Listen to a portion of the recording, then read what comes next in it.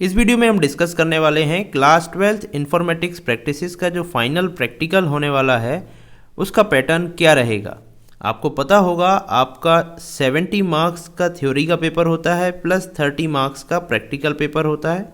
ये थ्योरी है, यहाँ पर प्रैक्टिकल है। इस तरीके से आपको टोटल 100 मार्क्स मिलते हैं। सो जो प्रैक्टिकल पेपर है उसका टाइम टेबल कुछ ही दिनों में आने वाला है और कुछ समय बाद आपके फाइनल प्रैक्टिकल्स स्टार्ट होने वाले हैं। इसलिए आज इस वीडियो में हम डिस्कस करेंगे कि आपके फाइनल प्रैक्टिकल पेपर का क्या पैटर्न रहता है और आप किस तरीके से 30 मार्क्स में से 30 मार्क्स आसानी से ले सकते हैं। सो यहाँ पर अभी मेरे पास रिवाइज्ड सिलेबस है इन्फॉर्मेटिक्स प्रैक्टिसेस का, जिसको CBSE ने कुछ दिन पहले दिया था आपको। आई होप आप लोग का सिलेबस कंप्लीट हो चुका होगा और आप अपने प्रैक्टिकल एग्ज़ाम की भी तैयारी कर रहे होंगे। इस वीडियो में हम डिस्कस करेंगे कि आप कैसे प्रैक्टिकल में आसानी से 30 मार्क्स तक ला सकते हैं। तो आपको पता होगा कि आपकी 4 यूनिट्स हैं, चारों यूनिट्स में कुछ ना कुछ मार्क्स का डिवीज़न यहाँ पर है।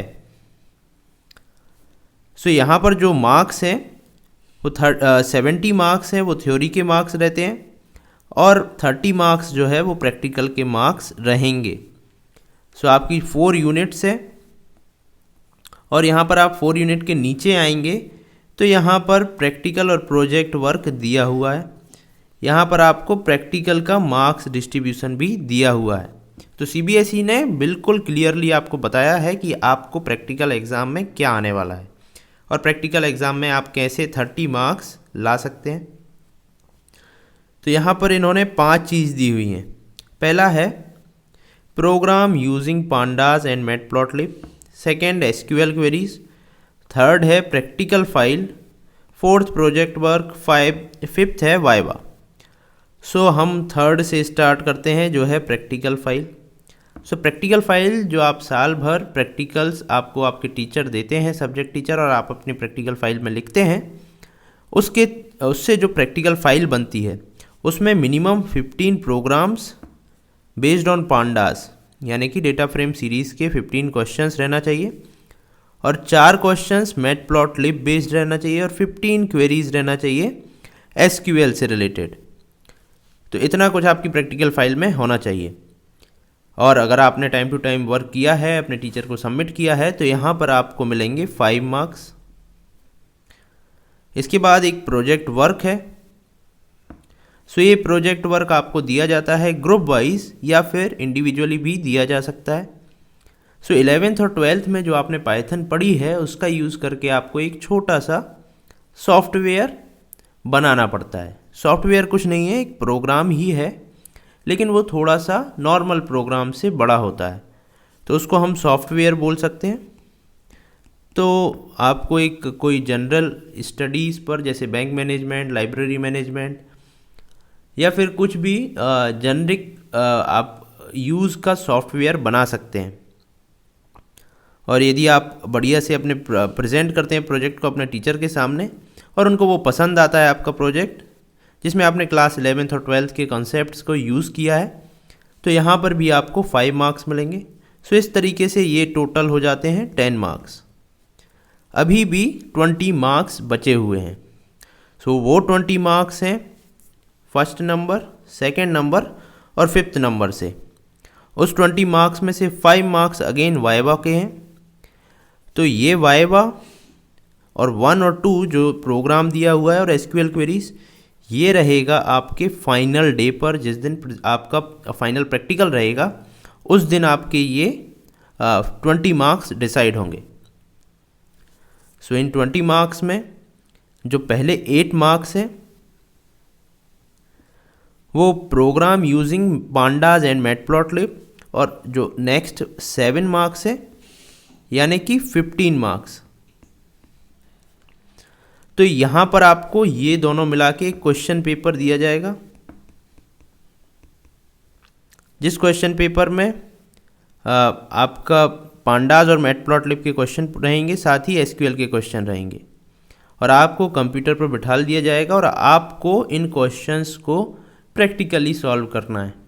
प्रैक्टिकल करके आपको एक्सटर्नल को दिखाना पड़ेगा इंटरनल भी वहाँ पर हो सकता है। सो बेसिकली आपको एक्सटर्नल को वो प्रोग्राम्स करके दिखाना है और अपनी कॉपी में जो आंसर शीट रहेगी उसमें वो क्वेश्चंस के आंसर्स आपको लिखना है।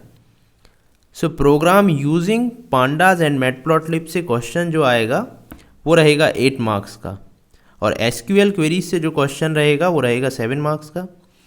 सो ये वाले क्वेश्चंस आपको कैसे तैयार करना है, कैसे प्रिपेयर करना है, जो आपके बोर्ड एग्ज़ाम में क्वेश्चंस आते हैं आपको उन्हीं को प्रैक्टिस करना है, तो उनसे आपके ये वाले क्वेश्चंस तैयार हो जाएंगे। सो जो बोर्ड में क्वेश्चंस आते हैं उनको आप प्रैक्टिकल कीजिए जितना ज़्यादा से ज़्यादा हो सके, क्योंकि वहाँ पर कोई हेल्प करने वाला आपको नहीं रहेगा। फाइनल में आपको खुद से कंप्यूटर पर बैठना है, आपको जो याद है कमांड्स उनका ही यूज़ करना है और आपको ये प्रोग्राम्स बनाना है। तो ये दोनों मिला के 15 मार्क्स हो जाते हैं। और यहाँ पर आप यदि ये दोनों को सॉल्व कर देते हैं, जिसमें एसक्यूएल क्वेरीज तो आपके पास आपको पता होगा कि ये जो यूनिट है एसक्यूएल क्वेरीज वाली, इसमें बेसिक फंक्शंस ही हैं और group by, having, order by है। तो इन फंक्शन से रिलेटेड क्वेश्चंस आएंगे और एग्रीगेट फंक्शन, और यहाँ से भी क्वेश्चंस आ सकते हैं। सो यहाँ से आपको क्वेश्चंस प्रैक्टिकली आएंगे, तो आपको प्रैक्टिकली इनको सॉल्व करना है। उसके बाद ये जो फर्स्ट नंबर है जिसमें 8 मार्क का क्वेश्चन है वो पांडाज और मैटप्लॉटलिब से आएगा, यानी कि डेटा फ्रेम और सीरीज और मैटप्लॉटलिब। तो यहाँ पर ग्राफ से रिलेटेड क्वेश्चन और डेटा फ्रेम और सीरीज से रिलेटेड क्वेश्चन रहेगा, जो कि रहेगा 8 मार्क्स का। इसके बाद आपका होगा वाइवा। सो वाइवा में आपसे आपके प्रोजेक्ट वर्क के बारे में पूछा जाएगा कि आपने प्रोजेक्ट कैसे बनाया है, आपने उसमें क्या क्या यूज़ किया है। साथ ही आपसे कुछ बेसिक्स क्वेश्चंस भी पूछे जाएंगे जो आपके सिलेबस पर बेस्ड रहेंगे, जिसमें 1, 2, 3, 4 ये 4 यूनिट हैं। यहाँ से कुछ ना कुछ क्वेश्चंस आ सकते हैं। बेसिकली 4 से 5 क्वेश्चंस ही पूछे जाते हैं। उनमें से यदि आप 4 भी अच्छे से आंसर कर देते हैं तो आपके चांसेस रहते हैं कि आपको 90% से लेके 100% मार्क्स तक दे दिए जाएं, यानी कि 5 आउट ऑफ 5 मिलने के भी चांस रहते हैं। सो अगर आप ऐसा कर देते हैं तो यहाँ पर आपको 5 मार्क्स ये भी मिल जाते हैं। सो इस तरीके से 15 मार्क्स, 10 मार्क्स और 5 मार्क्स ये सब मिला के 30 मार्क्स टोटल होते हैं। सो ये था आपका पैटर्न जो प्रैक्टिकल में आपका रहने वाला है, और मैंने आपको बताया कि किस तरीके से आपका प्रैक्टिकल होगा, जिसमें ये वाली 3rd और 4th नंबर में जो है वो आप पहले ही प्रिपेयर करके जाएंगे, और जो 1 और 2 है और 5th नंबर है ये डिसाइड होगा फाइनल प्रैक्टिकल डे पर। सो आई होप आपको ये सब कुछ समझ आया होगा कि कैसे प्रैक्टिकल आपका फाइनल होने वाला है। यदि आपको कहीं भी कोई डाउट है तो आप कमेंट सेक्शन में मुझसे डिस्कस कर सकते हैं। अब हम मिलेंगे नेक्स्ट वीडियो में। Thank you.